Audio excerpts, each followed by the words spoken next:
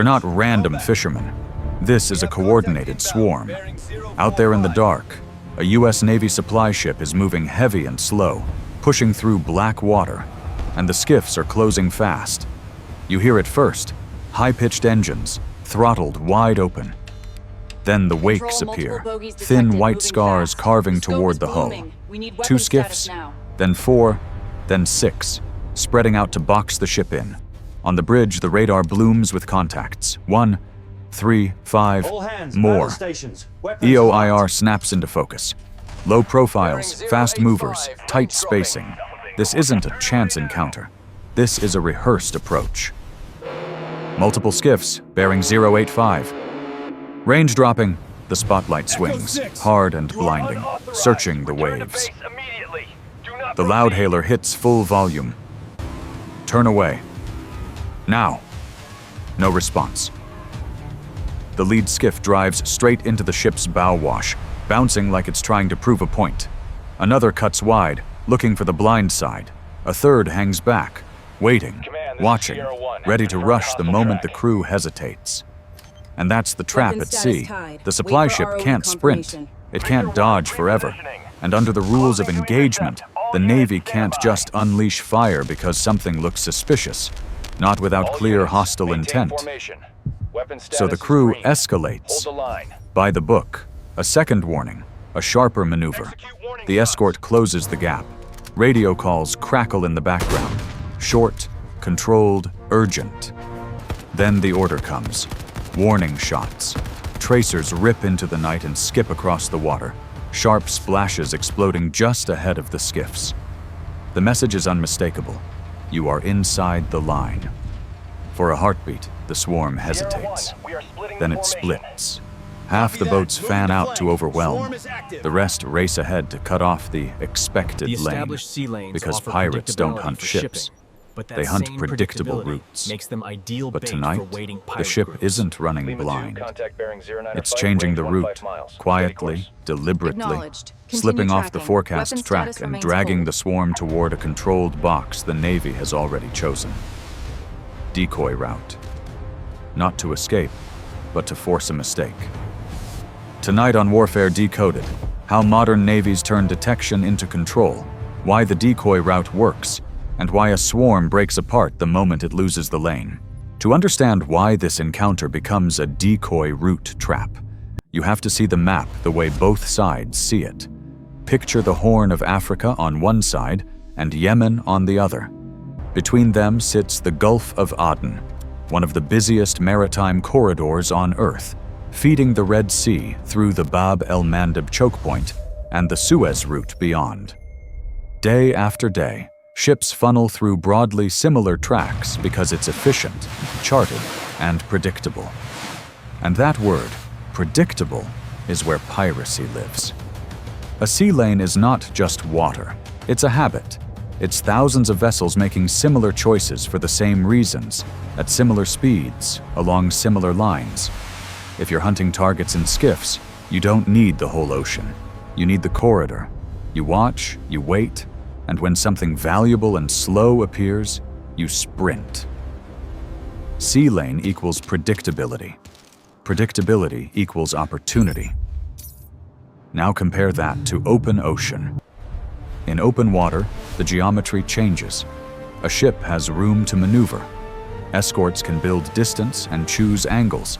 Sensors have cleaner space to work without coastal clutter. Most important, a navy can choose where to fight. The ocean becomes a wide chessboard instead of a narrow hallway. That's the logic behind the decoy route. You don't win by outrunning skiffs forever. You win by denying them the lane they planned for, by pulling them into water you control. So who's involved? The target is a US Navy supply ship, an auxiliary, a replenishment vessel. It's not a sleek destroyer built for speed. Its job is to keep fleets alive. Fuel, food, spare parts, sometimes ammunition, the lifeline that lets warships stay on station. These ships are large, valuable, and often committed to schedules and routes. That makes them attractive to a pirate network looking for leverage. The threat is described as 100 pirates, But that doesn't mean 100 men on one deck.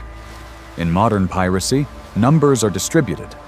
Multiple skiffs carry small teams, 3, 5, maybe 8 per boat, spread across a wide front. Farther out, a mothership may act as a floating base to extend range and endurance. There can be spotters tracking patterns and calling targets.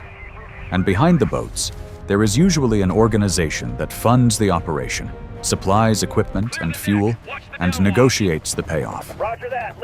The skiffs are only the visible tip of the operation. That's why a swarm is dangerous. It's not just speed, it's coordination. Multiple approach vectors designed to overload a single ship's attention and force a mistake. On the Navy side, the advantage is not one weapon, it's a system. There's the surface escort, often a destroyer or frigate nearby, able to interpose, show presence, and control distance. There's airborne ISR, a helicopter, a drone, sometimes a patrol aircraft farther away. From the air, skiffs are easier to track, and a swarm is easier to map. And on the ship itself, there are bridge, sensors, radar for detection and speed, EO/IR for identification, and watchstanders who read behavior, who is closing, who is splitting, who is probing. But even with all that, one constraint shapes every decision: rules of engagement. At sea, suspicious is not the same as hostile. Small boats exist everywhere. Fishing, transport, normal life. The Navy has to identify not just a boat, but intent. Are they approaching at high speed on a collision course? Are they ignoring hails? Are they maneuvering to match the ship's heading instead of crossing and moving on? Are weapons, ladders, or grappling hooks visible? Are multiple boats coordinating to box the ship in? Those indicators matter, because the response must be proportionate and lawful. That's why the escalation ladder exists step by step. First comes the hail, radio calls, loud hailer warnings, clear instructions to alter course. Then the spotlight, identification and deterrence, forcing the approaching craft to show its intentions. Then maneuver. The ship adjusts heading and speed to open distance and deny an easy boarding angle. If the approach continues, warnings intensify, sirens, flares, and visible defensive posture. Only then do warning shots appear, rounds into the water ahead of the skiff to draw a bright line without escalating straight to lethal force. If the threat keeps pushing, interception becomes the goal. Stop the approach, contain the boats, and end the attempt with control, not chaos. ROE shapes every move.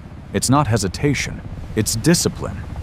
Now kill two myths that distort how piracy works. Myth 1. A big ship is helpless. In reality, modern ships and escorts win with sensors, distance, and procedure. Height and visibility buy time. Drills and barriers reduce risk. And an escort can push the problem outward into open water, where control is easier and mistakes are costly for the attacker. Myth 2. Pirates always flee at the first warning. Organized groups don't. They test reactions. They probe for boundaries, split roles, send decoys, and search for the moment attention breaks. And that brings us back to the decoy route. The moment the Navy stops reacting to the swarm and starts shaping the map, forcing attackers to chase the wrong lane at the wrong time, into the wrong water. 0841, first contact.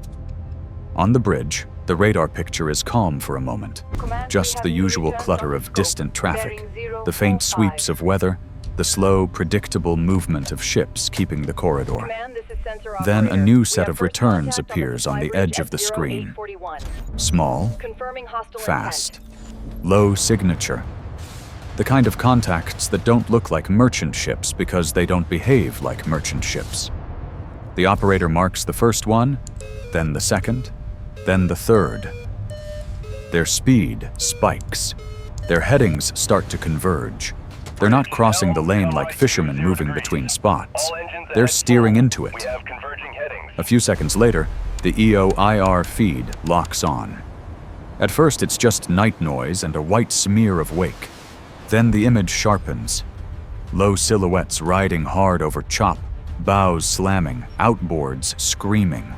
Skiffs, not one, several. And it's not random spacing. They're spread like a net, wide enough to threaten multiple approach angles, close enough to support each other, disciplined enough to stay in a pattern even when the sea kicks them around. That's the tell. A swarm doesn't form by accident. 09 to 12. Multiple fast movers. Acknowledged. The picture now is unmistakable. Multiple skiffs, multiple vectors, multiple speeds, adjusting to match the ship's course. The supply ship is heavy, committed, and visible. If the swarm wants contact, contact is inevitable. But here's the twist. This swarm is not trying to board yet. They're probing, they're measuring reaction time. They're watching where the spotlight swings, how fast the bridge issues commands, whether the ship turns early or freezes. They're looking for the boundary line, how far they can push before the Navy escalates. Because in their world, hesitation is more valuable than speed. If the crew hesitates for 30 seconds, a skiff can close hundreds of meters. If the crew hesitates for 1 minute, the geometry collapses. The ship becomes a target in a narrow corridor with too many angles to cover at once.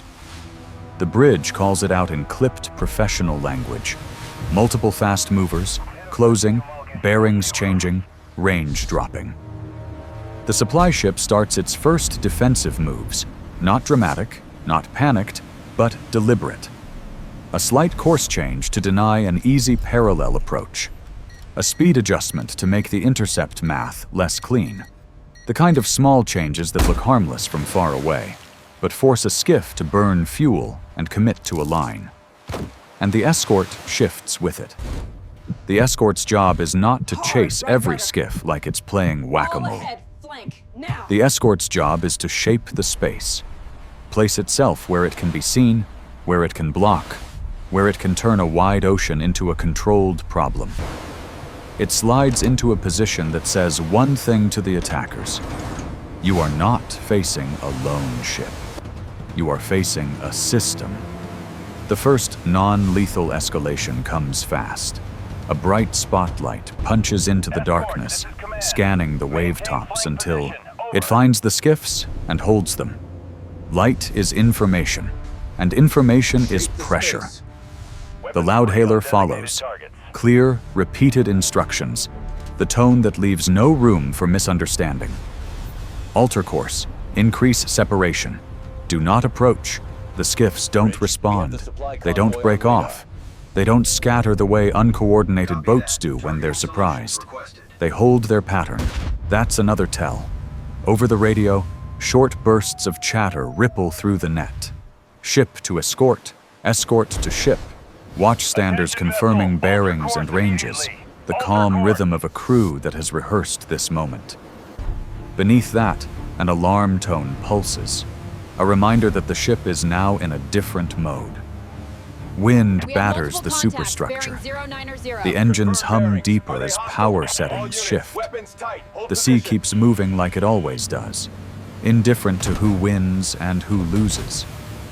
The skiffs continue closing. At this distance, the bridge can start reading behavior instead of just speed. One skiff stays dead center, forcing the ship to keep the spotlight forward. Another skiff pushes wider to draw attention toward the flank.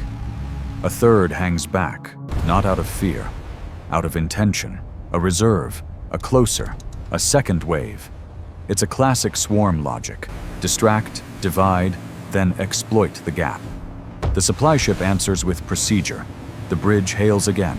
The warnings become more explicit. The spotlight stays locked. Flares go up, not as fireworks, but as signals. This is the escalation ladder in real time. Hail, illuminate, signal, maneuver, warn. And all of it is happening under the constraint that matters most: identification and intent. A skiff can be suspicious and still be non-hostile. A skiff can be fast and still be legally ambiguous. The Navy is trained to read the moment when suspicious approach becomes hostile intent. Ignoring warnings, closing at high speed on a collision course, coordinating with other craft to box in the ship, matching heading and speed instead of crossing, refusing to break off even after multiple deterrents. The swarm keeps pressing. Now the crew shifts from deterrence to boundary setting. The escort moves in closer, creating a physical line in the water. The supply ship turns slightly to keep the skiffs in a more favorable arc, forcing them to show their intentions by committing to a tighter approach. The bridge calls ranges faster now, the numbers dropping in a rhythm that tightens the stomach. This is where many piracy incidents are decided, not by a single heroic moment, but by whether the defenders maintain composure while the distance collapses. The skiffs are close enough that their wakes are no longer just lines, they're sprays. Their engines are no longer just noise, they're a scream. And in that scream is a message. We believe you will hesitate. The answer comes sharp. Warning shots, not into people, not into hulls, into water. Deliberate, controlled shots placed ahead of the lead skiff, timed to be impossible to ignore. The splashes erupt like white explosions, and for a fraction of a second, the skiff's bows rise as their pilots react. It's the clearest line the Navy can draw without crossing into an irreversible escalation. For one heartbeat, the formation pauses. Then the swarm adapts. This is the moment the pirates try to turn the rules against the defenders. They split and fan out, forcing the bridge to track more angles at once. If the defenders spread attention too thin, one skiff may slip into the blind spot. If the defenders overcommit to one skiff, another can close from the side. If the defenders chase, the formation can drag them into a geometry that favors boarding. The ocean becomes a moving diagram of decision-making. One group surges forward as if to cut off the ship's projected track. Another group widens to threaten the flank. The reserve skiff inches closer, waiting for the crack in discipline. And here, the supply ship makes the first key decision, the decision that turns this from a chase into a trap. Because chasing a swarm is exactly what the swarm wants. If the defenders chase, they react. If they react, they become predictable. And predictability is piracy's oxygen. So the command does something that feels counterintuitive in the heat of contact. It flips the route, not a dramatic turn that screams panic. A controlled change, subtle enough that the swarm, focused on the expected lane, has to recalibrate late. The ship shifts off the forecast line, away from the corridor the pirates planned around, toward water where the Navy has more room and more options. At the same time, the escort posture changes to sell the story. The formation is adjusted to look, for a moment, a little vulnerable, just enough to keep the pirates committed. A bait shape, a decoy picture, the kind of posture that whispers to the attackers. You're still on the right track. Keep coming. You're almost there. But above the water, the eyes stay fixed. Airborne surveillance doesn't chase one skiff and lose the rest. It stays wide and patient, watching the whole pattern. Who accelerates, who hesitates, who peels off to flank, who becomes the leader. Because the goal is no longer to win a race. The goal is to win the map. This is the decoy route tactic in its pure form. Change the lane, keep them focused on the wrong line, and force the swarm to make one mistake it cannot recover from. Splitting at the wrong time, committing to the wrong corridor, burning fuel and cohesion, while the defenders gain information and control. The ship's new track leads toward a controlled box, an area the Navy has already shaped with distance, angles, and options. The pirates, still thinking in terms of predictable lanes, surge to intercept where they believe the ship will be. And the moment they realize the lane has shifted, they don't just lose position, they lose synchronization. Their spacing breaks. their timing separates. Their angles stop supporting each other. The swarm becomes a set of isolated skiffs, fast, dangerous, but suddenly manageable. The decoy route isn't about running, it's about forcing a mistake. And in the next phase, that mistake will cost the attackers the only advantage they ever truly had, the lane they thought they owned. The moment the route flips, the fight stops being a sprint and becomes a geometry problem. And geometry is where swarms die. From a distance, the supply ship still looks like it's doing what every ship does in that corridor, holding a steady line inside the familiar track pirates have studied. That's the picture the attackers want. Predictable lane, predictable target, predictable outcome. So the Navy feeds them that picture, just long enough. For a few crucial minutes, the formation sells the story. The supply ship keeps a steady posture. The escort stays close, but slightly offset, as if it's guarding one side of the lane and leaving the other side open. The swarm sees what it wants to see, a big, valuable ship that has to keep moving, and a defender that might be forced to react instead of dictate. In the pirates' minds, the lane itself becomes bait. They punch the throttles and commit, trying to get ahead of the ship's projected path. Cut the angle, force the ship to slow, and the next 30 seconds belong to them. But that confidence rests on one assumption. The ship stays on the lane. When the supply ship slips off the forecast track, quiet, controlled, the swarm doesn't notice immediately. They're busy maintaining spacing at high speed and rough water, watching the ship's bow, watching the escort, watching each other. By the time they realize the line has shifted, they're already overextended. The intercept group is racing toward a point that no longer matters.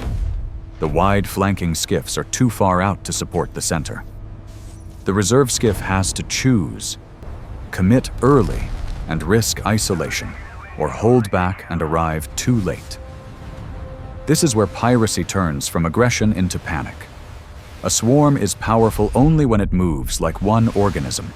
Shared timing, mutual support.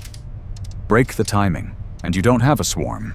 You have boats in open ocean with a warship nearby, and that break happens fast. The pirates make the mistake that feels rational now and fatal next. They split the swarm. One group surges ahead to cut off what they still believe is the main route. They want to get in front and force the ship into a slowdown. The other group lags back to prepare for boarding, the closer team, waiting for distraction and a gap. The problem is that those two ideas can't coexist once the lane changes. The intercept boats are now too far forward, chasing a ghost point on the water. The boarding boats are now too far behind, no longer protected by the forward pressure of the swarm. The wide boats are forced into hard turns that bleed speed and rhythm, and you can feel the cohesion slipping. Boats begin talking over each other, correcting headings, trying to reform the net while the sea keeps tossing them. Every correction costs speed. Every second costs positioning. The 100 pirates advantage, the idea of numbers, starts to shrink into small, separate teams. Gaps open, hundreds of meters between skiffs. In a fast-moving encounter, that's the difference between mutual support and isolation. It's the distance where a warning becomes a capture. Now the Navy closes the box. The escort slides into the seam between the intercept group and the boarding group, like a door swinging shut. Not reckless, not ramming, just placing steel where it blocks paths and denies angles. It forces skiffs to choose, turn away, or commit to an approach that will be seen, tracked, and answered. Above, ISR keeps the whole picture. Not one skiff, the pattern. It watches who turns, who hesitates, who keeps closing after repeated warnings. It identifies the leader behavior and the decoys. It does the one thing a swarm can't hide from. It turns motion into evidence. The supply ship holds steady on the new line, steady enough to look vulnerable, disciplined enough to keep geometry favorable. The trick is not to sprint. The trick is not to flinch. The warnings repeat again and again, because ROE is not weakness. It's a tool for control. Alter course, increase separation, do not approach, spotlights lock, flares rise, the sea flashes bright in short bursts. The skiffs respond the way swarms do when they feel the box closing. Turn hard, dart forward, turn hard again, trying to find a seam. Wake trails twist across the surface, engines surge and cut. It's motion without advantage. This is the high point. The pirates must decide whether to escalate or disengage. Some boats hesitate, others push in, gambling the Navy won't act. That gamble is exactly what the Decoy Route is designed to force.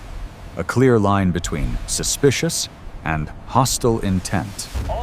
When a skiff keeps closing after hails, illumination, maneuver, and warning shots, intent becomes readable. The Navy doesn't have to guess. The skiff answers the question, so the response becomes targeted. The escort doesn't spray fire. It focuses on the boats that cross the line. It uses positioning to cut off escape routes and channel movement away from the ship. It uses warning shots placed with precision, splashes ahead of a bow, a bright message without a body count. You can see it in the reactions. A burst lands ahead of a skiff, and it peels off. It tries again from a new angle, and the angle is already covered. The box is real. At the same time, the escort keeps the pressure psychological. It stays close enough to be undeniable, far enough to remain controlled. It denies the pirates the dramatic moment they want, the moment where defenders panic and scatter.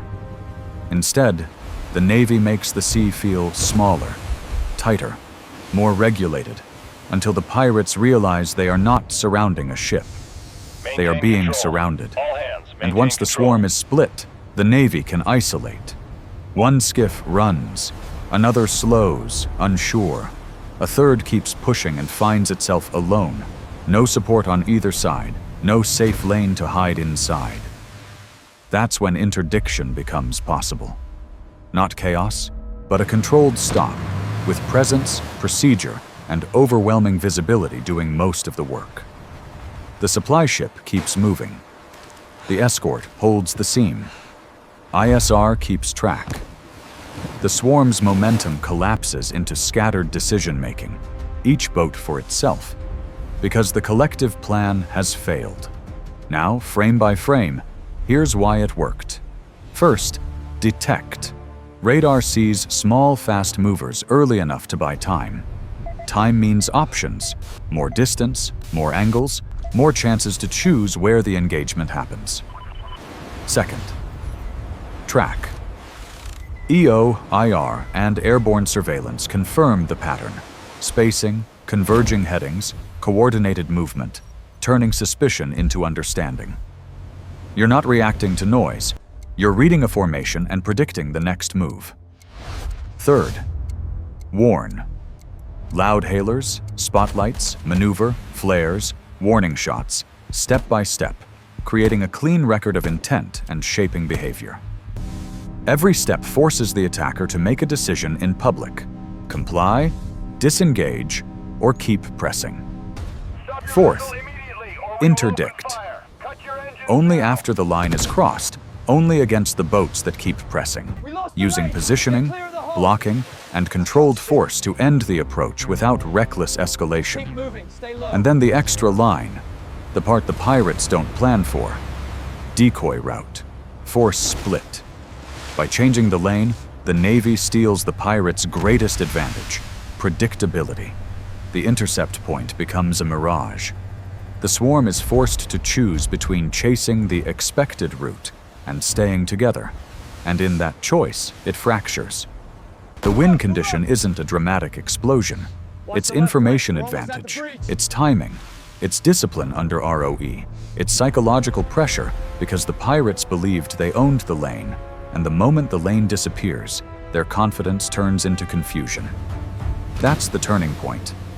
Not when the first shots are fired, But when the swarm realizes it has been chasing a map that was never real, the swarm doesn't get its decisive moment. Once the lane is gone and the control box closes, the attack stops looking like a coordinated operation and starts looking like what it really is. Small boats in open water with nowhere safe to hide. The lead skiffs peel away first, turning hard and throttling down as they realize the escort is already sitting between them and the ship. Others circle at the edge, testing the perimeter one last time, hoping for a gap that never opens. A few linger too long, slowing and drifting, forced to show their intent clearly while the ship and escort keep them under watch. And that's the quiet ending most people never imagine. No dramatic boarding, no prize ship taken, no ransom call. Just a swarm that loses cohesion, loses confidence, and finally loses the only thing it needed to win: control of the map. The supply ship stays on course, steady on the new line, escorted through the danger zone the same way it entered, with procedure, spacing, and discipline. The radio traffic calms. The alarms step down. The spotlights dim. The ocean goes back to being an ocean, dark, loud, indifferent, while the ship keeps moving toward its mission. Because that mission matters. A replenishment ship is not just another vessel. It's the logistics artery that keeps fleets alive. Fuel, food, spares, and time. If you cut the supply ship, you don't just hurt one crew, you slow an entire force. That's why pirate networks love auxiliaries. High value, low glamour, and often misunderstood by the public. So the real outcome here is simple. The hijack attempt collapses. The skiffs disengage or are contained long enough to end the threat.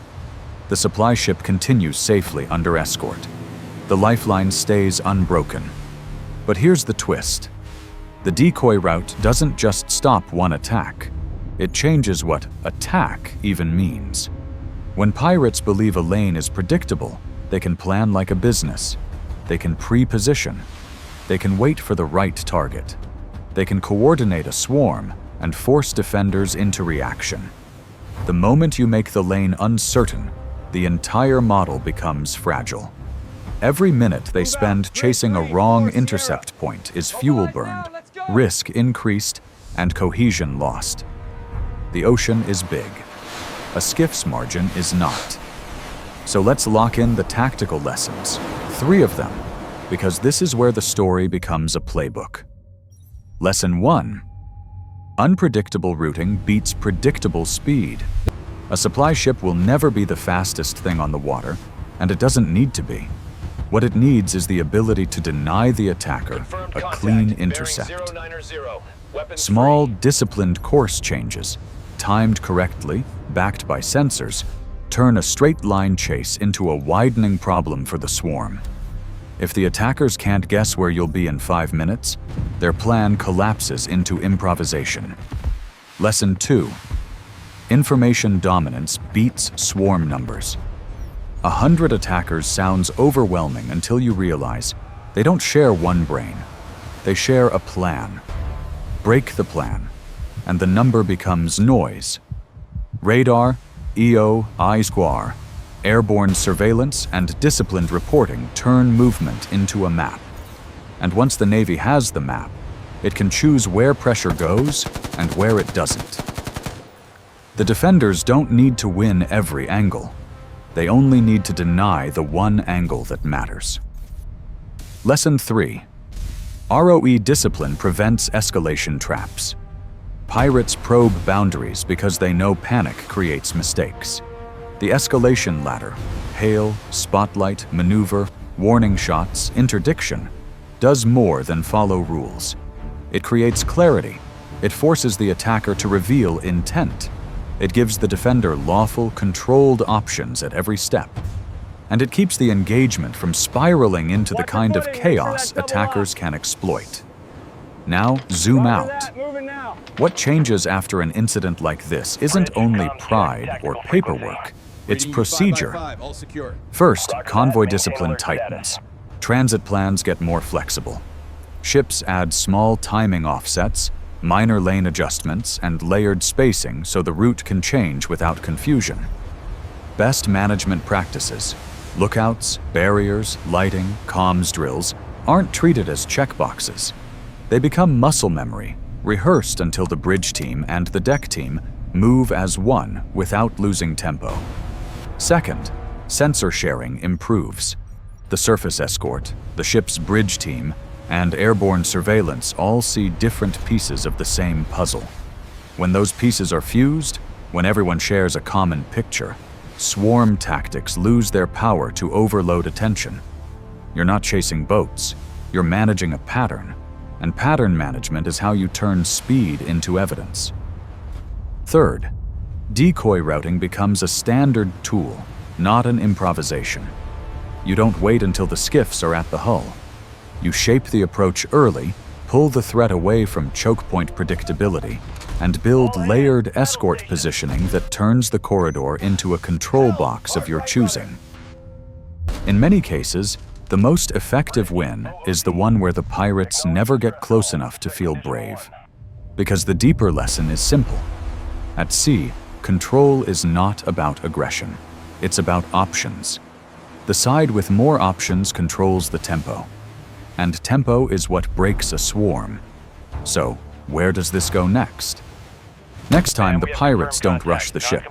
They weaponize a distress call, a single voice on the radio, a plea for help. A perfect excuse to slow down, to alter course, to close distance, without looking like an attack. And that's the new play. Not speed, but deception layered on top of procedure. If you want to understand how modern navies see that trap coming, watch the next 2 episodes on the end screen. How navies detect pirates before they strike, and fake distress call trap, piracy's new play. And if you want more breakdowns like this, modern threats, naval tactics, and the decisions that matter when the distance collapses, subscribe to Warfare Decoded. Target acquired, subscribe engaged.